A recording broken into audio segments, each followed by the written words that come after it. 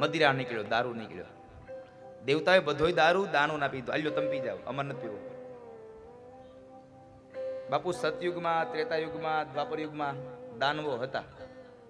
આપણે એમ કહી તઈ ભગવાન હતા, તઈ દાનવો હતા. અત્યારે શું ભગવાન ને દાનવો નથી? હજી છે.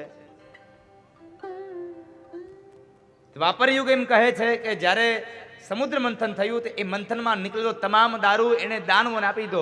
બધા દાનવોને દારૂ આપ્યો અને દારૂ પીવી દાનવ. તો અત્યારે હજી તો કેટલા છે? નો હોય અહીંયાથી 6:45 વ્યા જાય, રંગ બદલી જાય આખો એનો. ઘણા ઘણા તો મને એમ કહો, હું એમ કહું કે આ તમે આ શું કામે પીવું આવું બધું? શા માટે પાન માવા ખાવા જોઈએ તમારે? શા માટે તમે આવા આવા નશીલા પદાર્થો તમારા શરીરમાં નાખી અને તમારું જીવન શું કામ ને બગાડો છો? શા માટે વ્યર્થ કરો છો? અમુક અમુકે મને જવાબ આપ્યા છે તે દૂર મને એમ થાય કે ઓહો આવા જવાબ હોય. મેં એક ભાઈને કીધું, મેં કીધું ભલા માણસ, તમારો આટલો સુખી સંપન્ન પરિવાર અને તમે એક દારૂ પીવો, હા શું કામે ના વ્યસન કરો? જવા દો ને. એ માણસ મને કહે છે, દાદા તમને લાગે અમારે ધંધા કરવા હોય ને એટલા ધંધા કરાવવા હાટુથી ને આ પીવું પડે ને બેહી નહીં ગઈ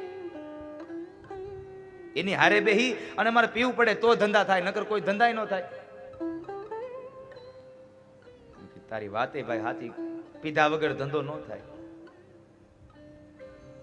પણ હું પીવું ને એ ધ્યાન રાખવું પડે. શું પીવું ને એનું ધ્યાન રાખવું પડે. પીધા વગર ધંધો ન થાય.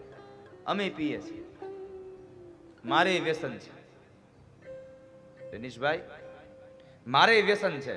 પણ મારે શેનું વ્યસન છે? રામના નામનું, સાહેબ કૃષ્ણના નામનું મારે વ્યસન છે. મેં આગળની કથામાં પણ કહ્યું હતું, આજ ફરી વાર કહું કે તમે રામના નામનો કે કૃષ્ણના નામનો નશો કરી લ્યો, તમારા જીવનનો લૌકિક વાસનાનો જે વ્યસનનો નશો છે તમને આપોઆપ છૂટી જશે. એકવાર તમે ભગવાનના નામનો નશો કરી લ્યો. ભગવાનના નામનો નશો કરે ને એને આ પાન માવાનો વ્યસનનું બધું નશો વિયો જાય. એકવાર માત્ર ભગવાનના નામનો નશો કરે.